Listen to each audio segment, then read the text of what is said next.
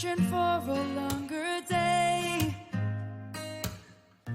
People feeling like the light has just come. We must never stop the way. Birds chirping and I hear my name. Grass is green and so alive. Life is happy but it's so insane. We must merely make a strive. Savannah, I'm coming home. Savannah, we'll never be alone. Savannah, the beauty of the world. Savannah, let's all take a walk. Savannah.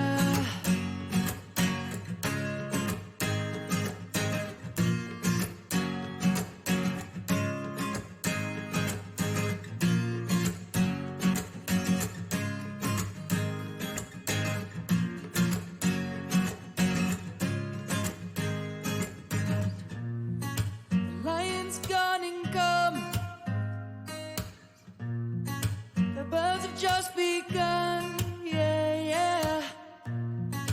We will always take a stand for the people, for the land. Let's go back to when we were young. For the animals we stand. Let's go back to when trees were swung. Kids across the land. Savannah, I'm coming home. Savannah, we'll never be alone. Savannah, the beauty of the world. Savannah, let's all take a walk. Savannah, coming home. Savannah, we'll never be alone. Savannah.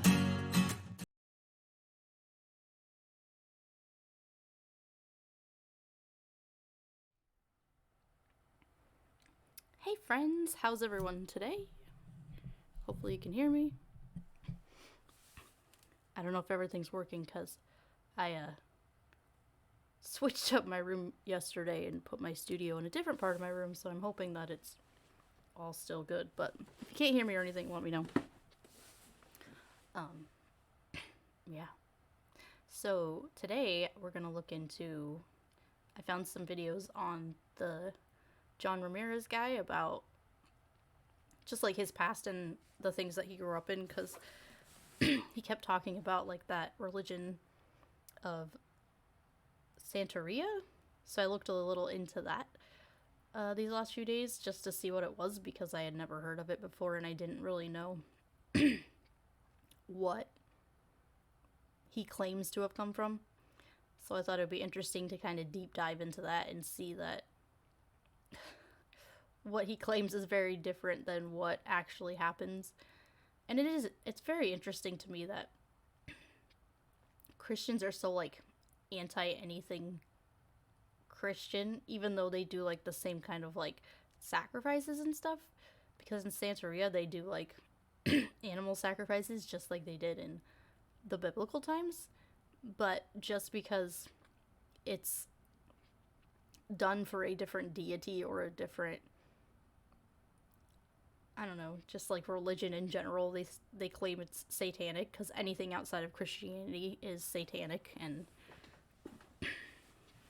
sorry, my voice is like going today, so hopefully it doesn't just like leave while I'm talking. But yeah, but the religion that he grew up in is very different than what he claims it is. And it's very different from some of the claims that he makes in his sermons, which I found interesting, because last time we watched him, I was kind of interested to know his backstory, just so I knew, you know, where he came from and what he claimed was satanic about the things that he grew up in. But looking into it, I realized that a lot of the things that he said, I don't know if he just links it with Satan now because he's a Christian, or if he's just making things up from, being raised in it because now he's a Christian, so he can, dupe people into thinking that he was this satanic priest somewhere when the practice that he was raised in is very different than what he claims he was raised in. So, like, I have a video on kind of like where Santeria came from and just what it really is. And looking at the Christian perspective, I can see how people could see that was satanic because they're worshiping, like, other gods and they're dancing around, and, like, they even have a part where they talk about, like, being possessed. But, me watching that video, I realized that the satanic part of it that he claims isn't really... I didn't see anything that made me think that it was linked to the belief in Satan, They very much believe, it was basically an African religion that when the slaves came over, they wanted to keep their deities because they didn't want their culture destroyed. So they, kind of turned their deities into Catholic saints to kind of, like, hide who they were worshiping. But they made it in a way that, the Catholic Church wouldn't come after them and try to destroy that because they changed things to make it look more mainstream religion of the day. So we're going to look into some of that and just deep dive into it because I think it's interesting and I like learning about things, and this is one religion that I had never heard of before and I had no idea what it was and what they actually did, which made it even more interesting to me because, like, I can research and actually learn what it is and what people actually believe versus what people say they believe. And I think it's important to, like, no matter what religion you are or if you're an atheist, I think it's important to know these things because, if you're a Christian and someone comes into your church and starts claiming these things, or if you're not a Christian, someone comes to you and starts claiming these things, you have to know, why are they claiming these things that don't actually line up with what we know about this religion or whatever. I think it's important, from my perspective, it's important to know, where those things came from and what they actually mean to people. And especially culturally, because, like, this religion was created by, slaves who had been stolen from their land, and they didn't want to lose that culture. And that's very important because, America has a very bad,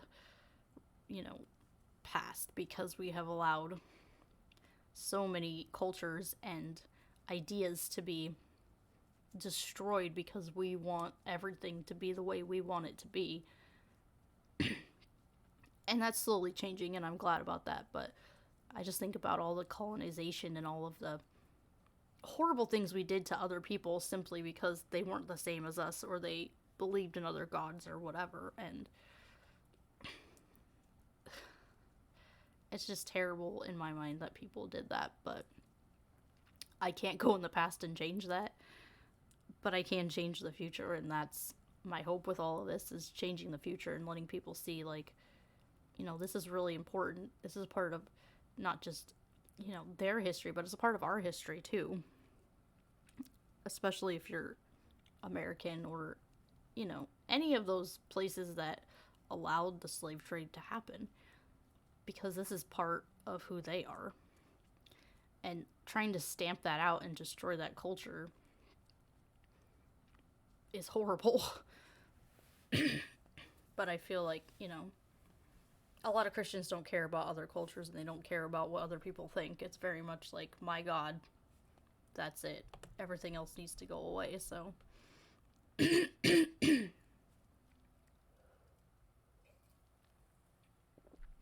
So I have a few videos, so we'll see.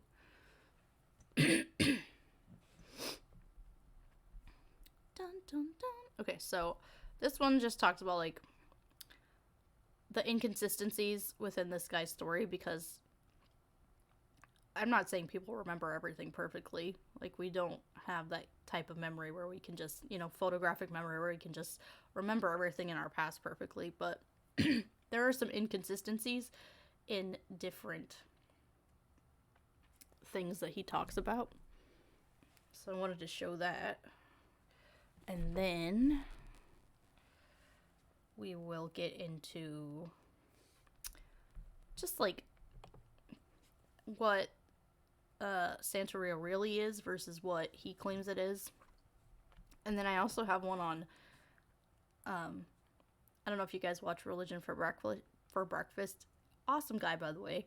If you're not following him on YouTube, I would just definitely suggest following him, because he has a lot of good info about, different religions and things. Hi, Leon. Sorry, my voice is, like, going today, so I'm trying my best. But, yeah, so this is a video he made about Satanism, just so we can see, like, the difference between what Santeria is and what Satanism really is, because I think a lot of people get, especially, like, people within the religious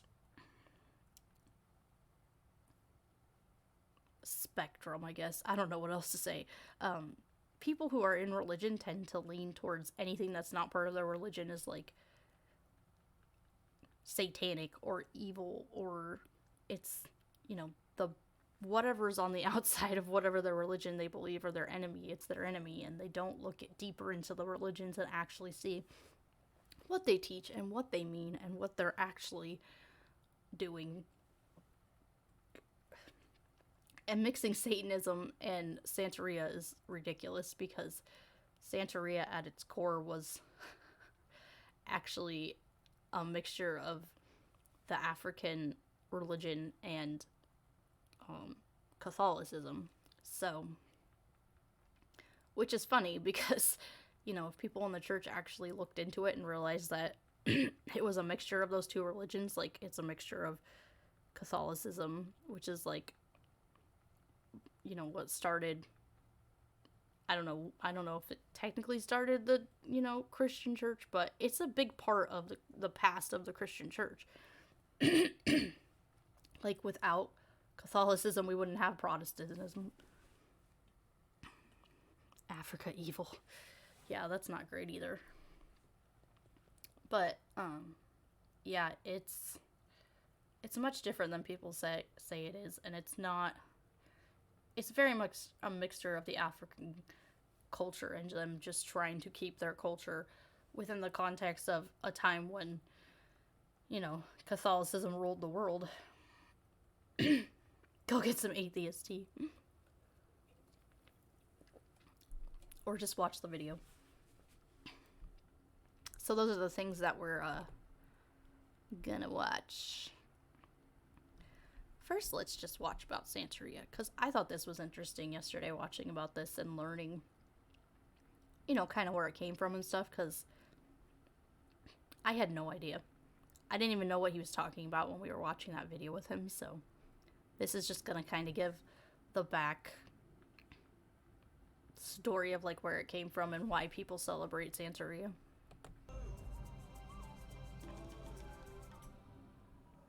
Catholicism isn't the only way that Cubans show their faith.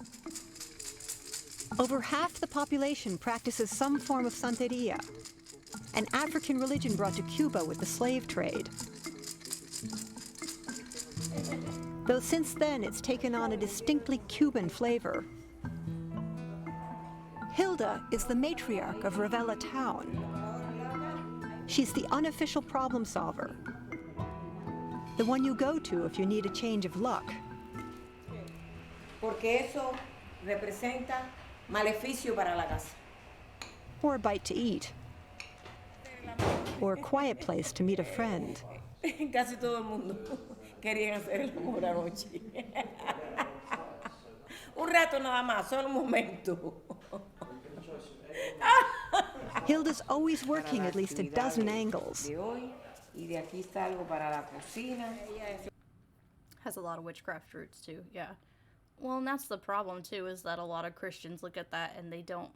The problem with Christianity is that they don't understand witchcraft and they don't understand voodoo and they don't understand that it, to them, that is satanic, because anything that's not the Abrahamic God is satanic. Whoa. Seculoid, hello. I saw that, but I didn't see what it was doing. Hosting, thank you so much. Yeah, but the way that Christians look at it is anything that is outside of Christianity is satanic. So, like, they say witchcraft satanic, they say voodoo satanic, they say, I mean, they even go as in the Protestant religion, they say, like, even Catholicism is satanic because, yeah, my alerts are a little loud, because a lot of it is just ignorance and not understanding what things actually are. And Christians won't take the time to look into those things and actually study them and realize, where their roots came from, because to them, outside world is just bad, and in the church is all that they need to know. But they miss out on so much culture and so much history when they do that, and they don't understand how these things came to be and why people believe in these things, and that most of these things do not have anything to do with Satan.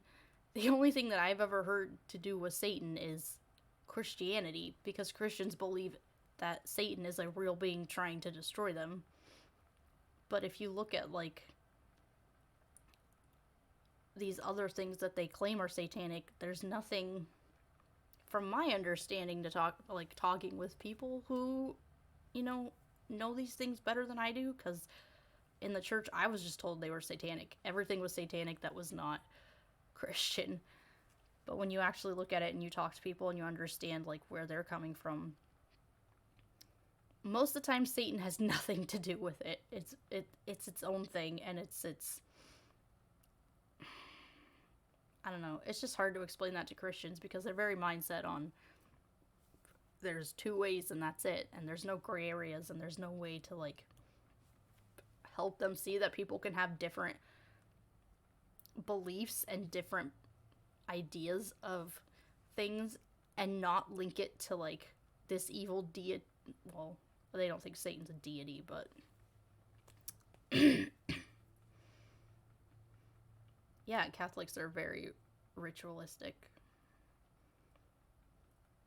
And I think that's a huge thing in the Protestant church, like where I grew up, where it was very much like, which is weird because they're like, oh, we don't do all these rituals and stuff because it's not what God wanted us to do. But we still, like, took communion, which is a ritual, and we still, sang every week and, like, lifted our hands and stuff. So I don't know.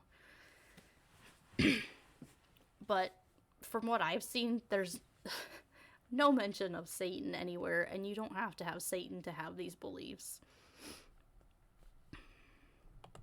Like how to get running water for the new bathroom fixtures she just put in. 20, sí, que lo traiga acá. If anyone can make it happen. María Carmen, por favor, María Carmen. Ya. Hilda is a staunch Catholic and a high Santeria priestess.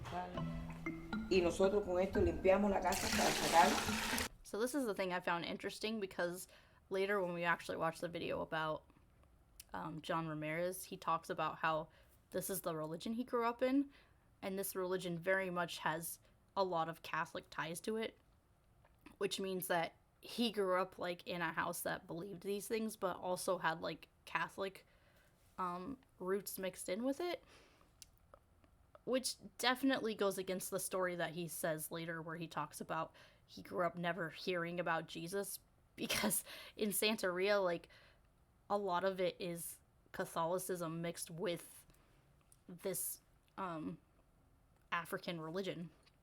So he couldn't have gone without hearing about Jesus if he was really a part of this religion, because it has roots to Catholicism and some of those rituals and some of those ideas, and it just kind of shows, like, I don't want to say like he's a liar, but he's definitely twisting the story to make it fit the narrative that he wants people to think about him when he's in the church talking to Christians. And he knows he can say these things because you know, Christians are not people that are going to go out and critically think about it, and they're not going to go out and look at what Santeria really is, and they're not going to go out and see like how it is intertwined with Catholicism and stuff. They're just going to hear him say that he practiced this religion and that he called on Satan and demons, when in reality it is very much a mixture of like Christianity and these past African religions. And this is interesting to me because I love learning about religions and different cultures and stuff, so just actually knowing what he was raised in versus what he claims he was raised in definitely changes my mind about what he says in his sermons, because I feel like he exaggerates or he twists things to make it seem like it's way worse than it is, and that things happened that really didn't happen. Satan never lied. Yeah, God lied. Satan didn't lie.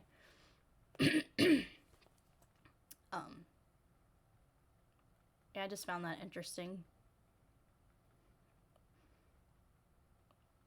And I think it's more of the fact, too, is that I'm just trying to figure out, like, what this guy's, like, what he's actually trying to do.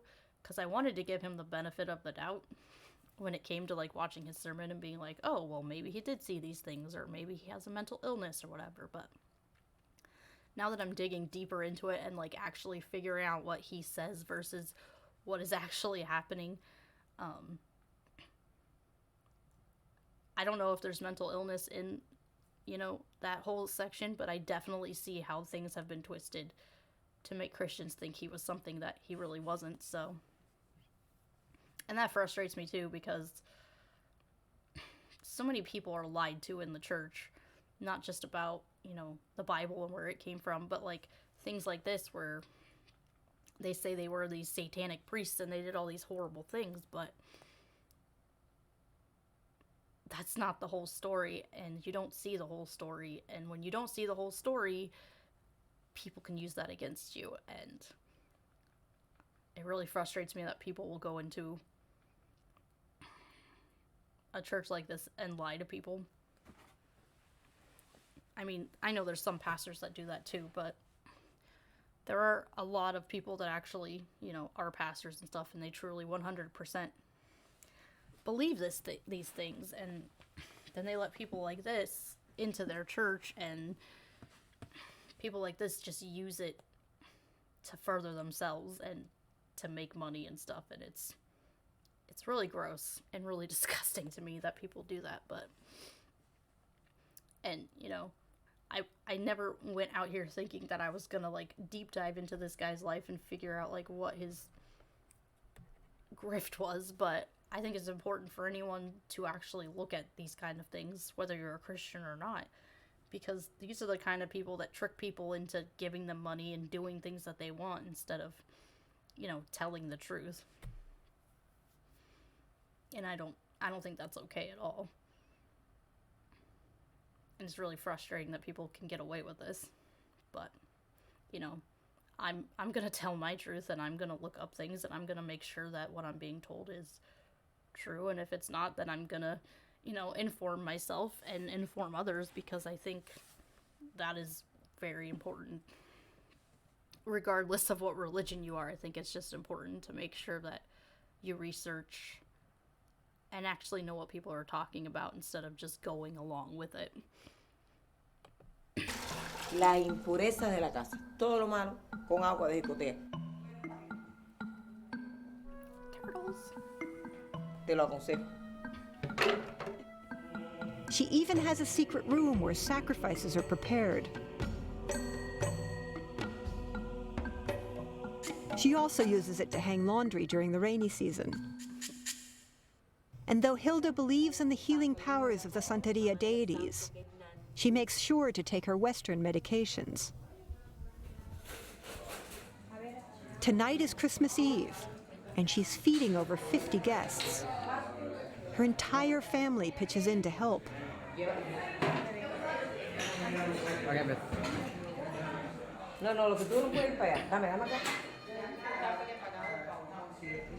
But once they're finally gone, another group arrives for a completely different kind of celebration.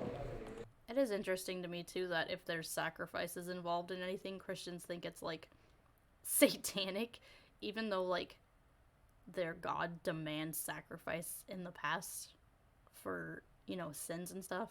And then for Christians, you know, Jesus was the ultimate sacrifice, so it's just interesting the double standards they had for themselves, because, you know, it's okay that, you know, the Jews and the Christians do that, but yeah, the Jews do swing chickens over their heads, exactly.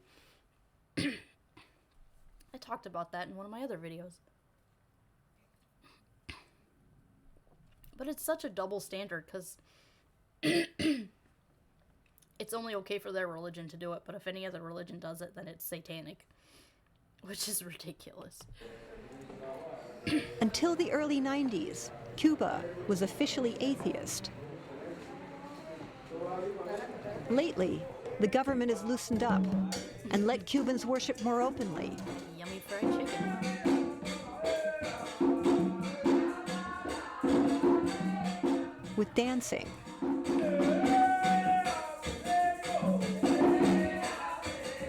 And the occasional possession.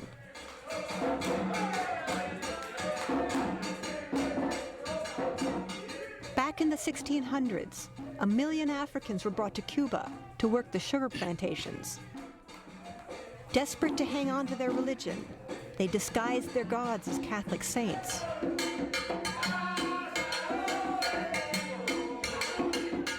They still use the same ancient rhythm and African songs.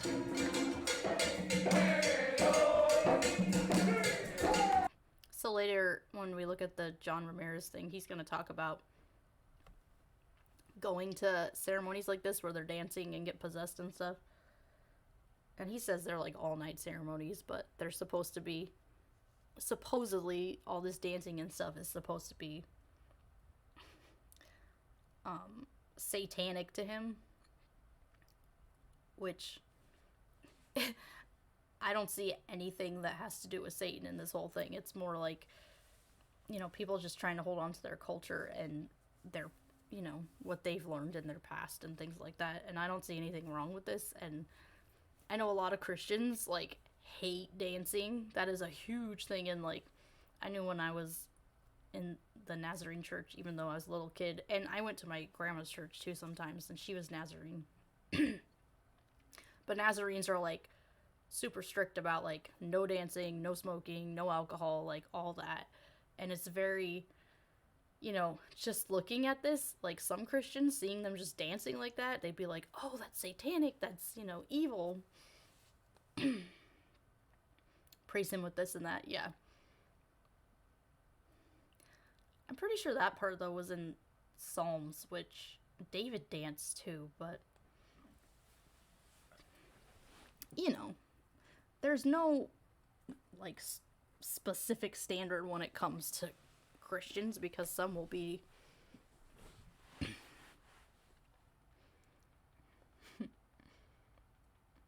yeah, some are just anti anything like that. I mean, some churches don't even let you have, like, worship bands and stuff because they think it's, like, it's too close to satanic music or secular music. But, you know, the church, I was raised Pentecostal, which is a whole different, you know, but it was, like, mainstream Pentecostal, so we would dance in church. Like, I went to a church where we would dance around and sing, and, like, that's how we praised, because we were, you know, we did take those verses, Leon, like, praising with everything you got. And especially in youth group, that was a huge, like, part of youth group, was just the praise and worship time, where all the kids would just, like, get up and jump around and dance and sing, and just, we were supposed to, like, go all out for God. And we did. And even in, like, the mainstream church, like, after youth group, if we went to the mainstream church, like, adults were doing that too. Like, they were dancing up and down the aisles and speaking in tongues, and it's just interesting the different ways that people can see Christianity, because, like, if I had gone to my grandma's church and done that, like, they would kick me out because they would think I'm just crazy.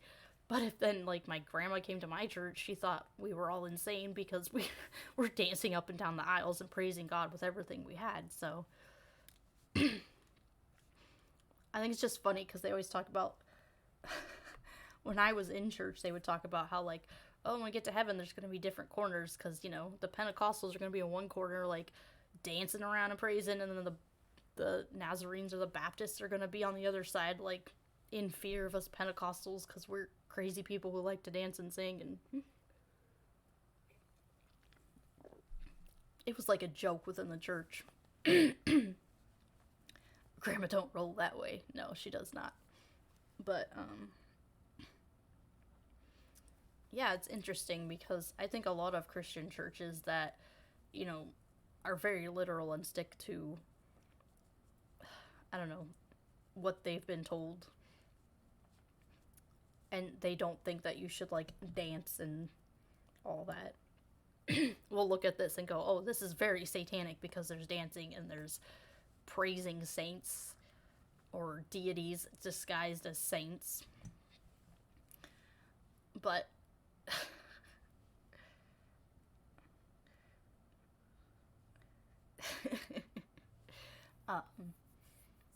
it's really weird just to look at that and go, you know, now that I'm an atheist, I look at it and go, this is not just, like, about, I mean, yes, it's about their freedom of religion, but it's also about them just keeping their culture and keeping their identities from something that, you know, was passed down. And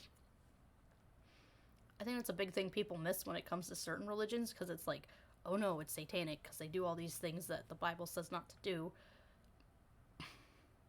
But allowing people to have a religion of freedom of religion means that, you know, if they want to mix different cultures and different things, they're allowed to do that, and they're allowed to keep that cultural aspect of their lives if they want to.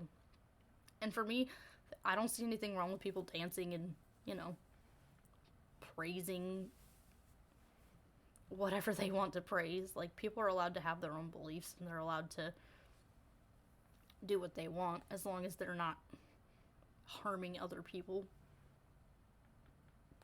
Excuse me. But that's my big thing, is that there's so many religions out there that will draw people in and harm them, and I don't see any harm in this religion, but I don't know all of it. I can't say that they don't do things that they shouldn't, but just from this, like, standpoint and looking at it, I don't see them harming other people, and I do see them, you know, they're reaching out to people. I mean, the mother matriarch in this, like, yes, she's a high priestess, but she's also a Catholic, and she cares about people, and she reaches out to people, and, you know, she helps people. You know, she doesn't make her religion all about her and forcing people to come into it and believing it. She's just someone that has a heart and wants to help people, and she doesn't have to be religious to do that. But I think people a lot of times miss the good in other people because they're so wrapped up in what they do or do not believe, when at the end of the day, if it's just something that they do on their own or just do with their friends and they're not hurting other people, I don't see a problem with it. But I also don't know, like, how far, you know, things go too. Because, like Leon said, there is, like, witchcraft and voodoo kind of stuff in there. And I know sometimes those things can, like, lead to harmful things possibly, but I don't know enough of that to, like, dig that deep into it. But I really hope that this is more about just coming together as a community and doing these things that they choose to do, and they're not forced into it, you know.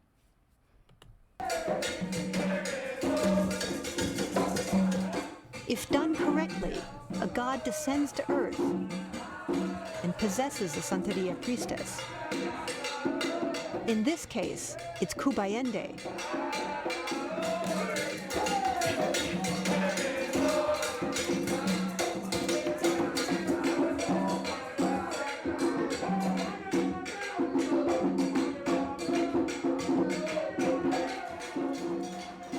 Santeria isn't just a religion. It's a reflection of the Cuban personality, born out of resistance and survival. And now, the celebration.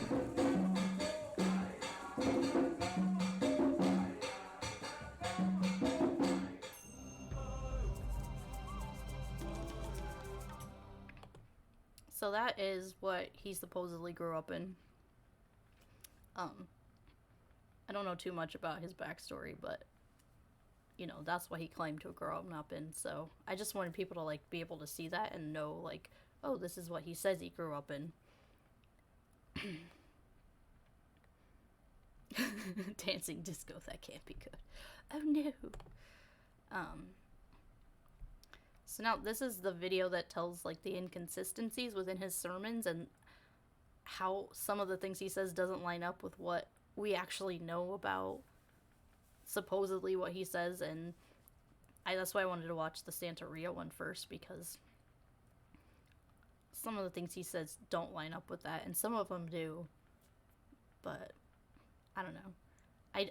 I'm starting to get to the point where I realize that, you know, this guy isn't who he says he was, or he's very much exaggerating it to create a story to make Christians believe him and give him money, which really sucks. But yeah, so we're gonna look at these inconsistencies, and then I have a video on, like, what Satanism really is, because I think a lot of people don't know that, and him claiming that, you know, Santeria is like this satanic thing when it really doesn't really have much to do with Satanism is kind of frustrating. So just, like, knowing those two different things and, like, learning what they are and actually knowing what they believe. I don't know. I find this stuff interesting. I love religion stuff. All religions, and just, like, learning. And I think it's fun to just be able to know these things. Hey everybody, Sean here, and I hope you're doing well. Many people have been asking about John Remirez, so that's what we'll look at today. If you're not familiar with John Remirez, he's become quite famous based on his story of coming out of darkness into light, and has apparently been on a lot of shows talking about this. We did a short review on his trip to hell on the Sid Roth show, and 4 guests' false trips to hell. The descriptions of hell were all quite different, to say the least.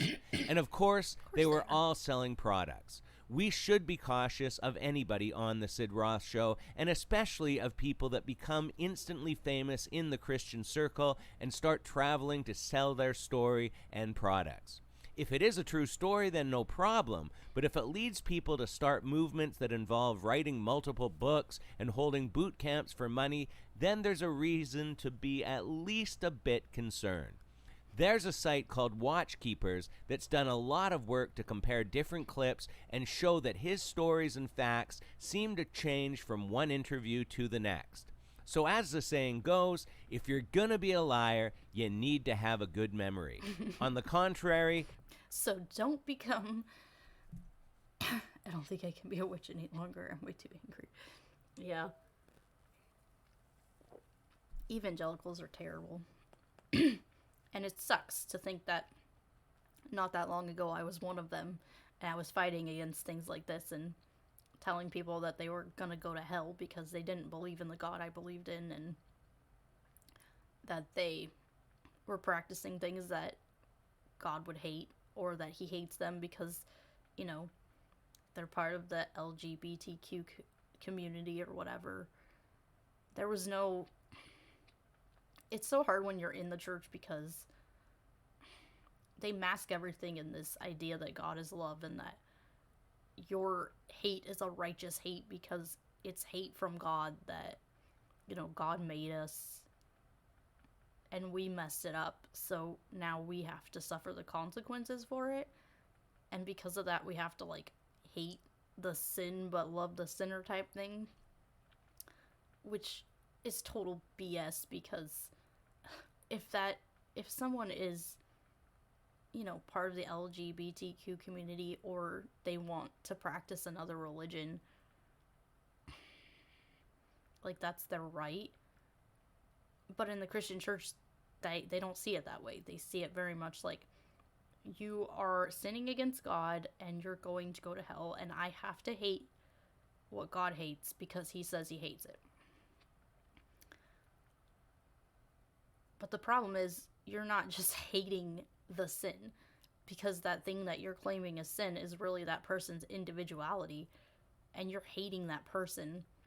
Whether you want to admit that that's what you're doing or not, that's exactly what is happening. And that's why there's so many problems within the church today, because it's this constant battle between trying to love people like the way that you're taught to love people, but then hating everything about them. And you can't do that. You can't separate people from who they are. And they're trying to separate their individuality from them just being a person, and you can't do that, because individuality is what makes a person a person. If you have to hate what that person is, then you hate that person, regardless of you thinking that hating the sin is different than hating the person. It's all intermingled in a way that you can't separate it. And even if you pretend to separate it, it doesn't work that way. Which is so frustrating, because you can't get Christians to see that, like, oh no, I just hate that this person, you know, wants to be trans. I don't hate them. I just hate the idea that they want to be a trans individual. And it's like, you can't do that. That is a person. That is who they are. You are literally saying you hate who they are.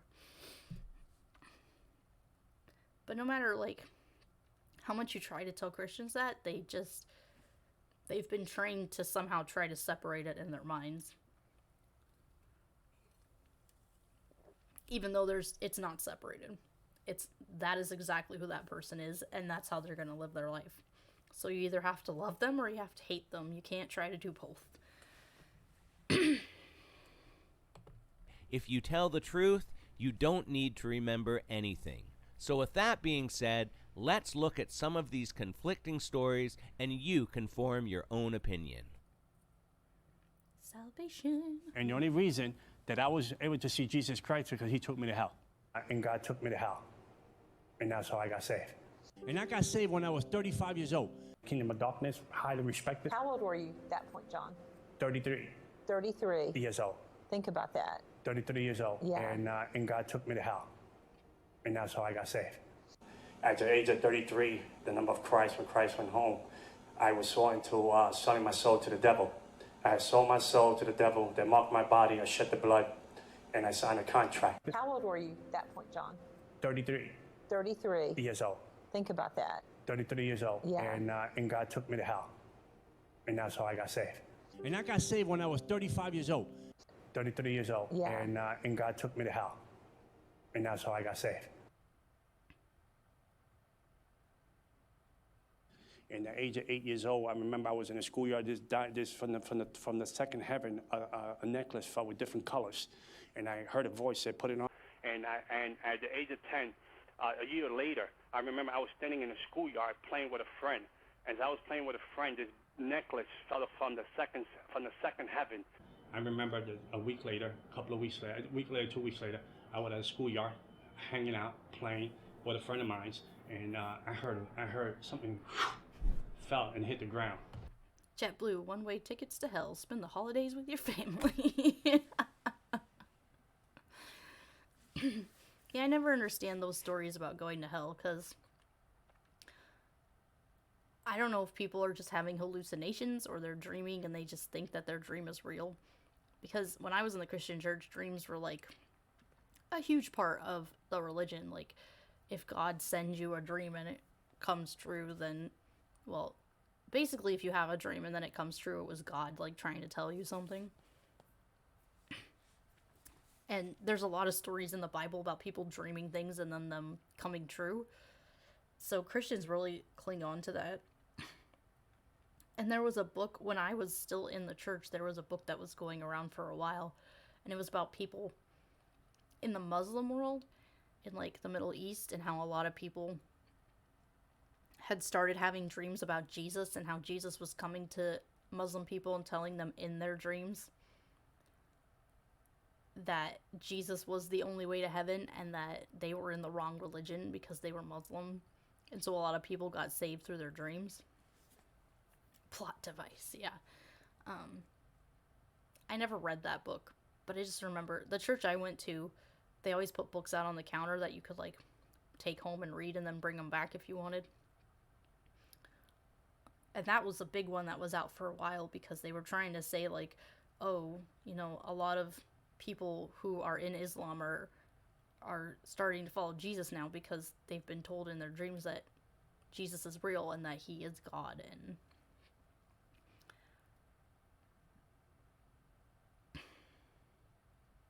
the Left Behind series, oh my goodness. I don't know if I'm sure I read some of those as a kid, but they're horrible, man. And the movies are even worse because it's like, you can't really leave anything up to imagination when it comes to the movies. Like, you just full on see how the Antichrist comes and I don't know, just the terrible things he does to people, and you know, people basically being hypnotized by him and told to worship him and follow him and to reject God and take the mark of the beast and all of these things that don't make any sense in our reality because that's not how we live in this time period. And there's no way that one person is going to be able to take over the whole world. Like, we've seen people try to do that in the past, and it's led to war. And those people never succeed, so I don't see the Antichrist taking over the entire world to a point where everybody's just gonna follow this one man, because too many people in this world want power, and somebody at some point is gonna come along and want to overthrow that power. So, and I mean, I guess if it's all in God's, like, perfect plan, that won't happen, but for me, living in reality means that there's always going to be people who want to be at the top, and they will do anything they can to take out other people at the top so that they can be, you know, the one who takes over everything. So I don't think there's ever going to be a time in history where one person can take over the world, because people have tried and tried and tried, and it always leads to war, and it always leads to that person, like, being killed because they can't do it. Because people are not going to follow one person forever. That's just not how reality works. It was a voodoo necklace. So here, in the midst of my pain and my hurt, one day I went to the schoolyard, the playground, and I heard this preacher preach a gospel for the first time in my life. I was 7.5 years old. I heard the gospel for the first time in my life. And then at the age of 9, I remember this clearly, that I was in the schoolyard, which was back of a school. There was a big going on, the service was going on there, and I seen the pastor. At 10 years old, A los 10 años, I was in the schoolyard. yo estaba en la escuela. I hated Christians. Yo oía a los I cristianos. hated Christians because they had something, Yo odiaba a los cristianos because they thought. porque ellos pensaban. Also, I don't know if this guy was raised in America or not, but if you're raised in America, at least during our time now, you're not allowed to go to a schoolyard and preach. Like, that's against the law. When we did the, like, we did like an outreach through our church where we had like a Saturday thing in the summertime where we'd let people come and we would make food for them and then we would like hang out with them and stuff. But it was on school property, and some of the elders in the church really wanted to put Bibles out for people, and they told us no, like we're not even allowed to have Bibles on the campus to give out to people because, you know, you have to have separation of church and state, and because that was a school, they weren't allowed to just, you know, favor one religion over another. And especially since in that community, a lot of the families in that community were refugees from other countries, so there were like a whole bunch of different religions that came to that. Like I saw people who were like Islamic. I saw there was like a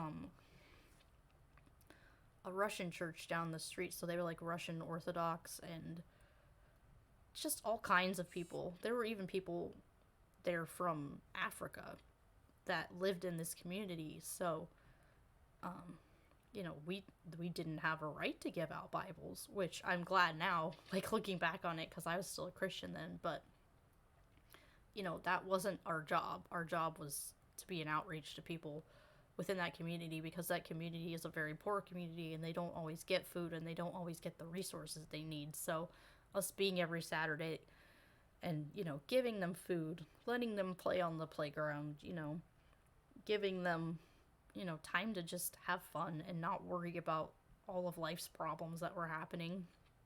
And we had like a clothing like set up there, so if people needed clothes they could go over to the clothing. It's not really a store, but the way we set it up, it was like a store, but it was, you know, free for anybody who needed it.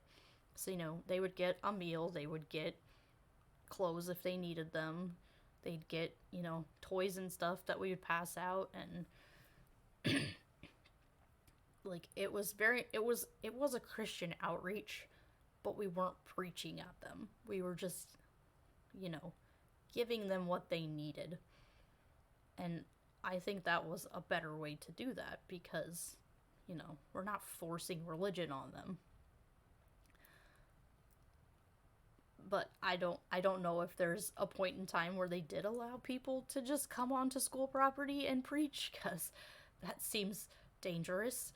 But I know in the past we haven't always done things the right way. And I know today you can't just walk onto a schoolyard. Like, if you walk onto a schoolyard, they're going to call the cops on you, so.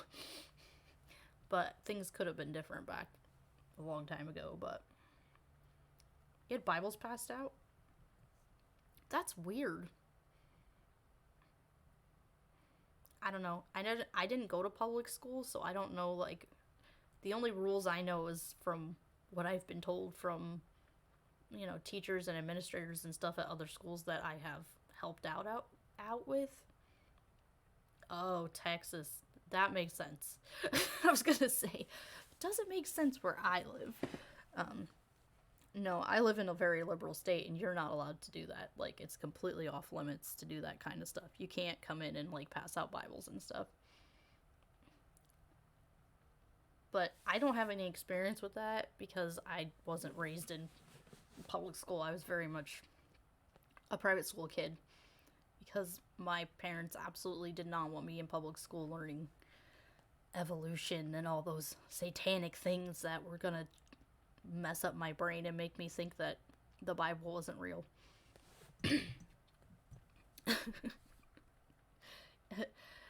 Well, that didn't work, did it? It took me a few years to figure it out on my own, but can't keep people in bubbles forever. That they were better than me. Que eran mejor que yo. At 9 years old, I was in a schoolyard. A los 9 años yo estaba en la escuela.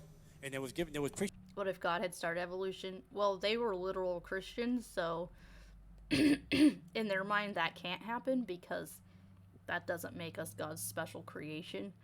And also, because we were literal Christians and we believed that the Bible was literal, the only reason that Jesus came is to undo what Adam and Eve did. And if Adam and Eve were a myth and didn't actually exist, then their entire foundation of their faith would fall apart.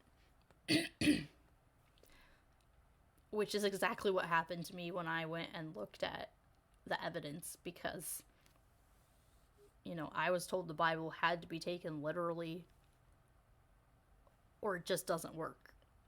Because the only reason Jesus came was to undo what Adam and Eve did in the garden, because they took the fruit and they ate it. And they allowed sin into the world. And Jesus came to undo what they did and take the sin out of the world. Which doesn't make any sense. Because if he came to take the sin out of the world, there's a lot of people that are still sinning. Like...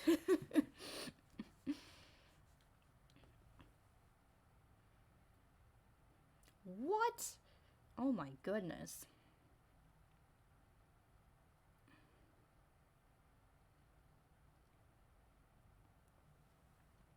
I don't know how people can do that.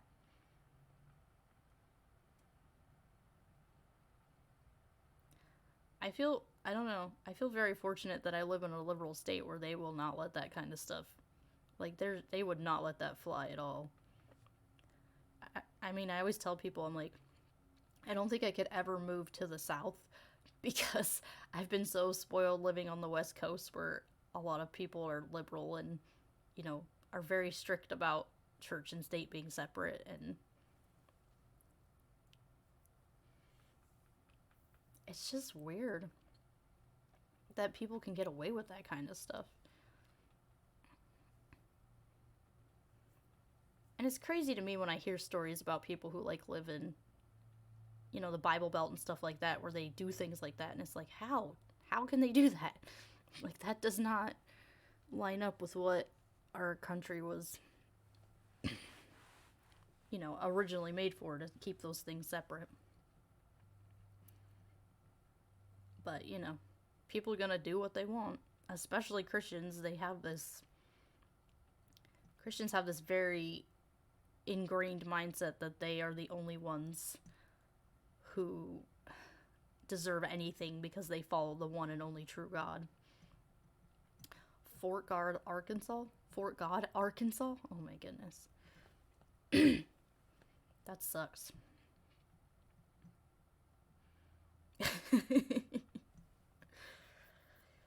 Yeah, I guess because I live in a more liberal place, it doesn't make sense in my head. And, you know, I've lived on the West Coast my whole life, so even when I was a Christian, like, the whole separation thing was very, like, that was a normal thing here. And that's a huge part of why my parents didn't want me in public school, because they very much separate, you know, church and state here. Like, you don't go in and preach religion in public schools here. That's just a huge no-no. Like, you just don't do that, because they don't want to get, like, sued or any of that stuff, so. Preaching the gospel. Estaban predicando el evangelio. And I hope this past. Never heard of I Jesus. didn't hear about Jesus Christ until I was 35 years old. I heard this preacher preach the gospel for the first time in my life. I was 7.5 years old. This is the one that gets him in trouble.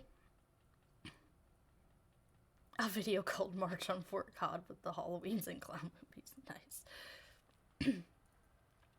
33.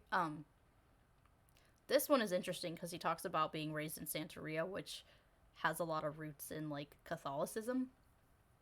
And,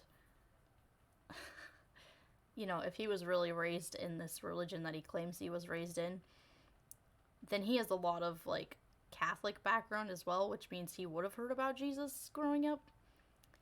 And it's just interesting that he says that, you know, he grew up hating Christians, he grew up hating God, he grew up all these things.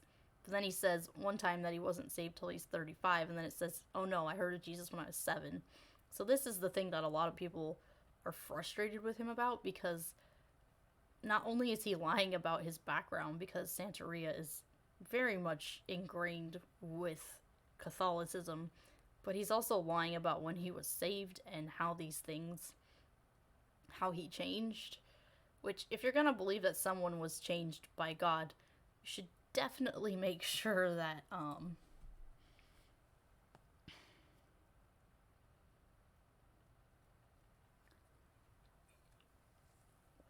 nice, I'll have to watch that later, tons of mice. Yeah, you definitely should make sure that what you are saying lines up with what you were raised with. But I don't think this guy really cares, because if this is all just a ploy to make money, then he's doing a good job at tricking people, because they're not actually listening to what he's saying. I heard the gospel for the first time in my life. There was 25 years of my life. Habían 25 años de mi vida I couldn't say Jesus. que yo no podía decir el nombre de Jesús. Never heard of it? Nunca lo había oído. When I was a devil worshiper, I rented the 10 Commandments more than anybody else.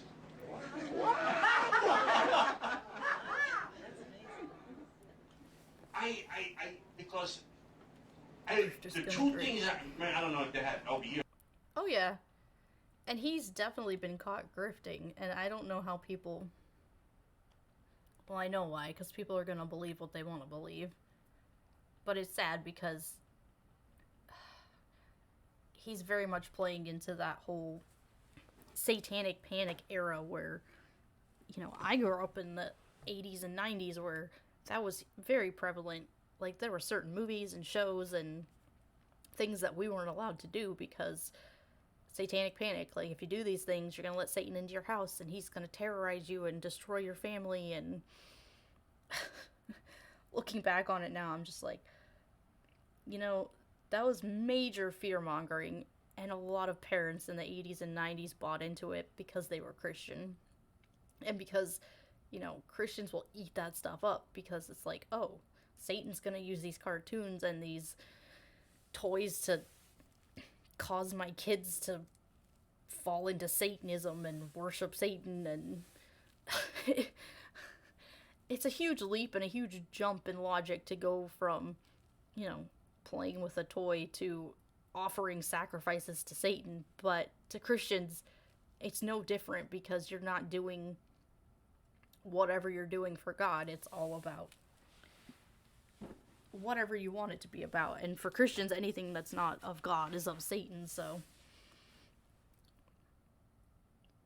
and I did a whole YouTube video on like the satanic panic stuff because my family was like super satanic panic for a long time.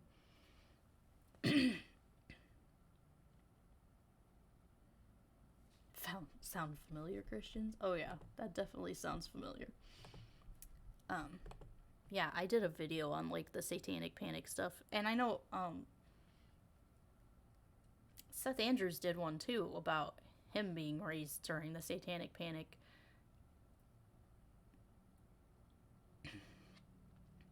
Because he was raised during that time too, where it was just like everything that's not Christian needs to go away. And it's crazy. Like, if you have extreme parents, they will latch on to those things, and they will take them to an extreme that you're just like, this is ridiculous.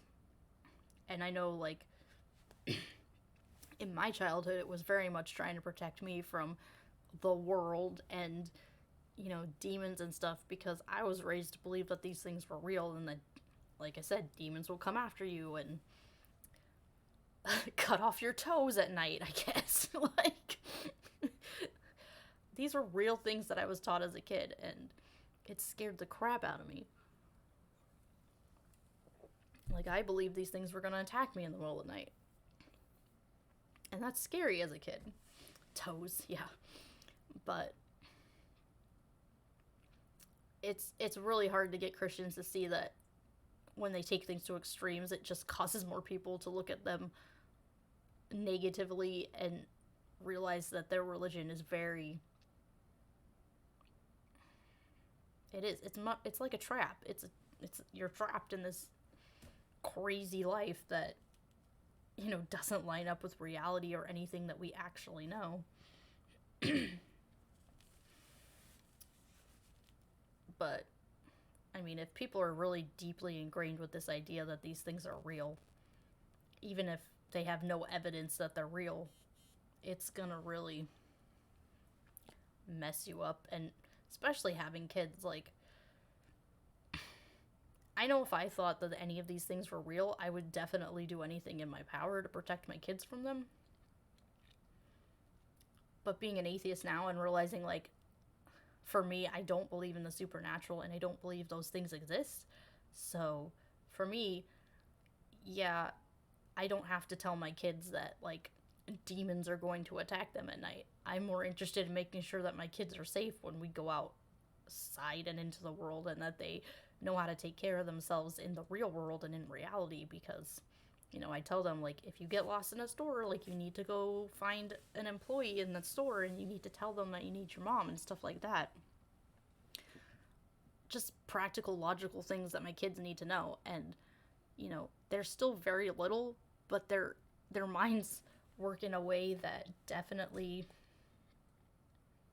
understand, like, I need to make sure that I stay safe when I'm out in the world with my mom. And if things, you know, happen, then I have plans to make sure that I'm okay. And I think that's the big thing for me, is just making sure my kids know that they can have safe places in the world and not have to think about supernatural beings or whatever coming after them and hurting them while they sleep and stuff. It's just, honestly, it's, in my mind, it's child abuse, because, you know, when I was being told about demons when I was like 4 years old, my mind can't wrap my head around that, because I'm 4 years old. Like, I can't tell the difference between reality and my imagination. And if you're telling me that these monsters that I see in, like, movies and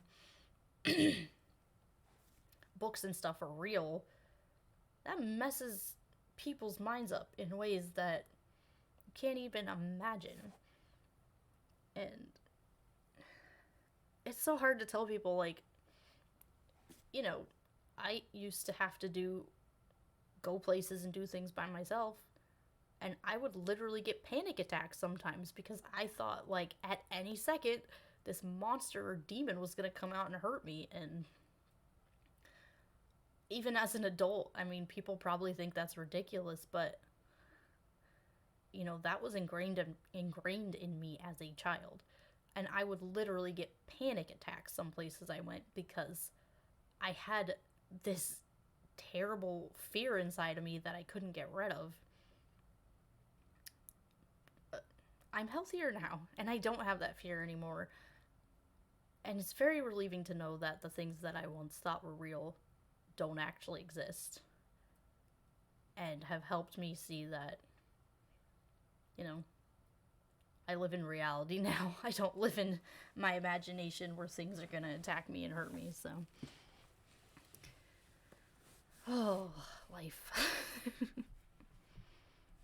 Here with these, my neighborhood used to have blockbusters. I don't have that here. Yeah. They don't have it anymore. Yeah. So we used to have blockbusters, right? And I used to go Holy Week. I used to hide from the devil worshippers and go to blockbusters, not to get caught. And I used to go to blockbusters and rent 2 movies and then watch it the whole Holy Week. I used to rent The Greatest Story Ever Told. Wow. And The 10 Commandments. Oh my God.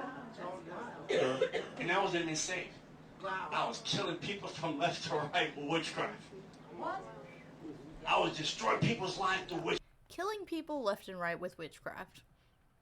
Okay, Leon, give us your 2 cents on this, because that doesn't sound like reality to me.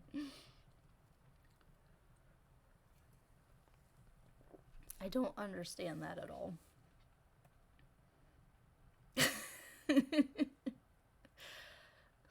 What? I don't know much about witchcraft, but I don't think people are killing people with it. I feel like it's more of a, you know, personal thing that people do. Sorry, John, Harry Potter isn't real. Yeah, because most people that I know, like, I don't know a lot of people who actually practice witchcraft, but, you know, the ones that I've talked to online and the ones that I have seen, like, on videos and stuff always talk about how it's very much a lot of it is a personal thing, and it's not like you're going out killing people with it. That just seems completely absurd. Witchcraft like you won't believe. When it came to Holy Week, I went into Blockbuster and got my 2 movies. I mean, you tell me about that guy has a sense of humor. I will put those things on, and I'll be like, you ever, I don't know if you watch, TV. I mean, I don't know, some people younger here. I used to like to watch Arsenio Hall. Yes. And I used to like, woof, woof, Yes. woof, woof, woof. So when Jesus walked on water, I'd be like, woof, woof, woof in my house.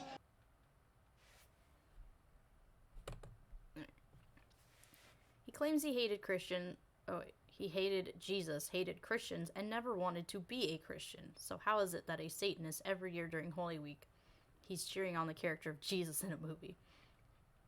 Yeah, and I think that comes a lot from the Catholic roots. Because even if his parents were a part of this religion that he claims they are part of, there's Catholic roots involved in that. And that would make a lot more sense why he, actually knows. He actually knew who Jesus was, and he actually did, rent movies like that to cheer Jesus on or whatever, because that was part of his religion. Like, part of that religion is Catholicism.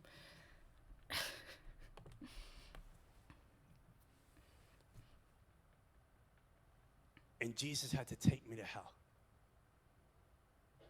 to prove to me. I was even looking for love. I went to Catholic church. I was Catholic. There you go.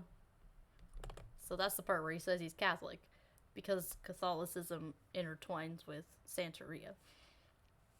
He claims he went to hell because of us Christians, because no one would witness to him. He had never heard of Jesus. Yet he was a Catholic and annually watched The Greatest Story Ever Told, a movie about Jesus, which tells of his birth and death, resurrection, and shows that Christ is coming to redeem us.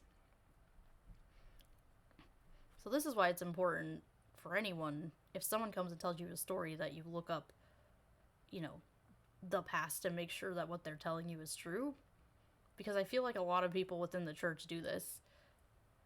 Like, they very much twisted the stories to make it fit the narrative that they want to present, so that more people will come into the church and believe them. Because I highly doubt anybody sitting in those pews listening to this guy have any idea, what a Satanist is, what a witch is, what Santeria is. All they care about is the part where he came to Jesus. But they don't understand that he was raised, Santeria is a mixture of Catholicism. So he was raised in a part of Christianity. It's just a different part of Christianity than Protestant Christianity.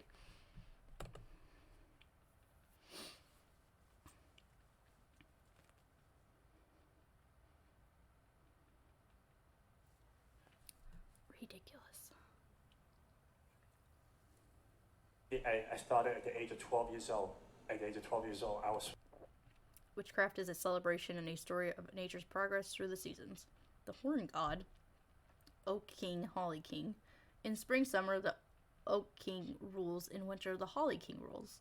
There's an aspect of the march of the seasons. They're not real gods. They're just the way the ancients helped explain it. See, and that makes sense. Because, people didn't understand, like we have science today that can help us understand those things. They just gave it a different name for something that they didn't understand. And that makes a lot more sense than saying it's satanic. Like, Satan wasn't even... I don't even know if Satan was, technically around during...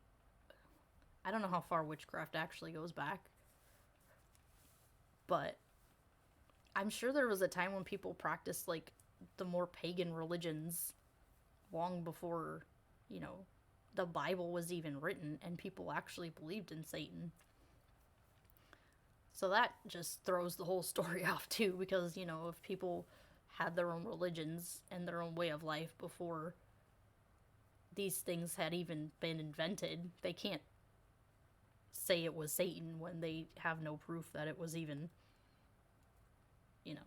the Bible wasn't around during that time.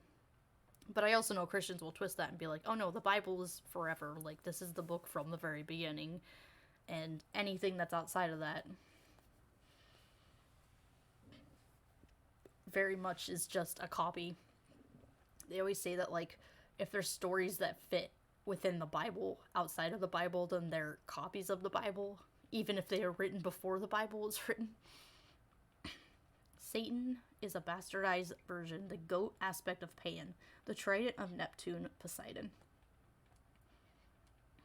Nice. Yeah, I feel like I need to know more about that stuff. But I don't know. Religion stuff's interesting to me, and just how it all fits together and how certain aspects of different religions and stuff created other religions and spin-offs, and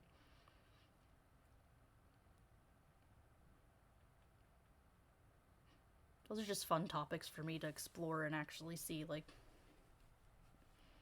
you know, people have different beliefs, and that's okay. Going to the dark side. And they went on, and a couple of days later, they initiated me to the dark side at the age of 8 years old. I was the person at 10 years old. I was recruited to the dark side. Did your family dedicate you to Satan? Yeah, I was dedicated at the age of 9. Which is ridiculous, because Santeria, like I said, it's ingrained within, like, Catholicism.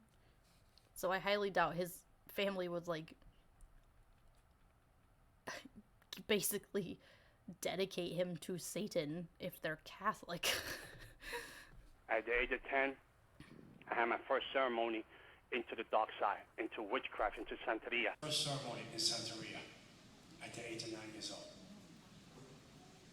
From the age of 8, I was initiated with ceremony, rituals. So there's just a few clips I gathered from the Watchkeeper site, and you can get much more if you want to visit their site.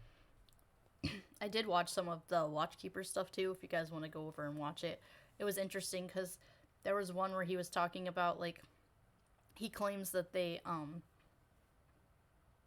like, carved a pentagram into his arm and a pentagram onto his chest. About the Green Man. Okay.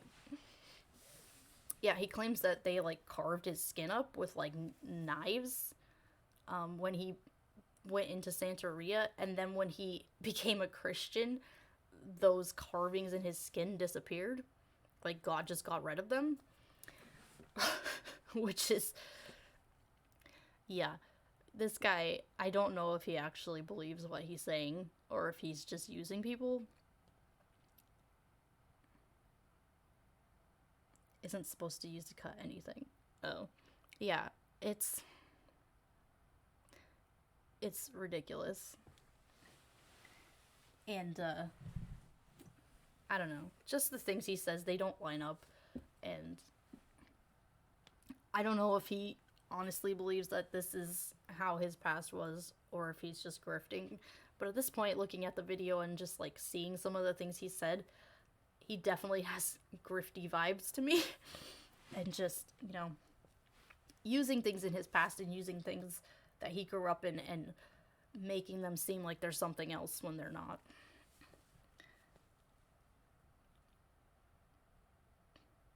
But, yeah. The whole, like, getting rid of things. God just, like, got rid of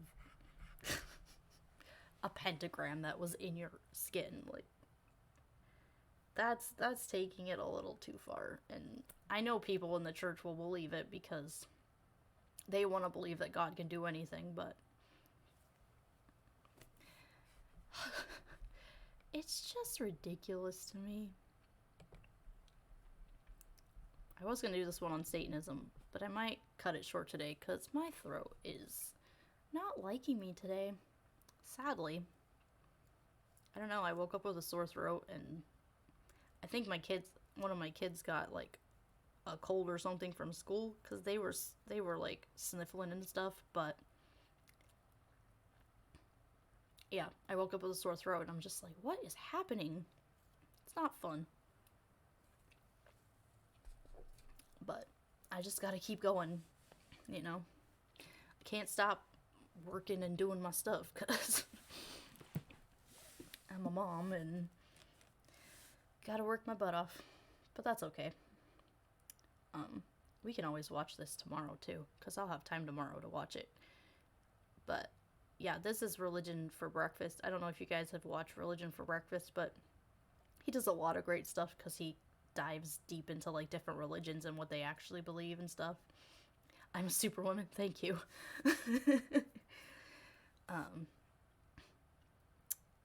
Yeah, and I really like his channel because he does dive into like different religions and things that I didn't know about, and I learn a lot from his channel. So if you guys like religious stuff, Religion for Breakfast is a good one.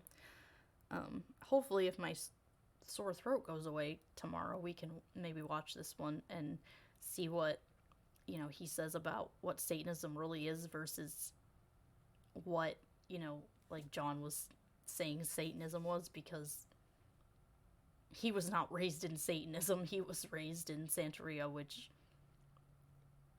is a completely different religion and has nothing to do with Satan, so. But I thought it'd be interesting to deep dive into those things and just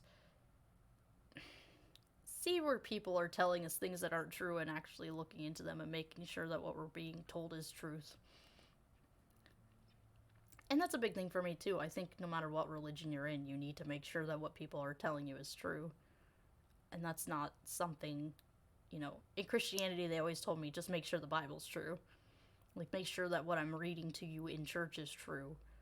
But they never said, like, go research the Bible. They always were just like, yep, bring your Bible to church so you know what I'm reading to you is true. The number one, which you will read.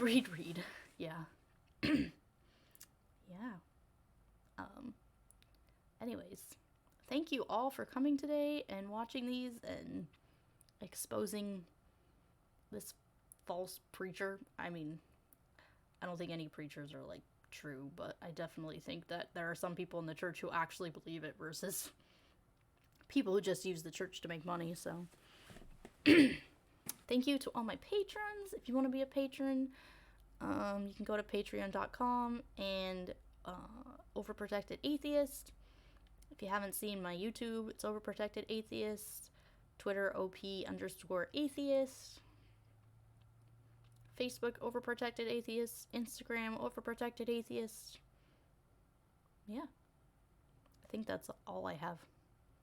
I'm sure I missed stuff, but that's okay. Thank you all for coming today and watching my wonderful little show here.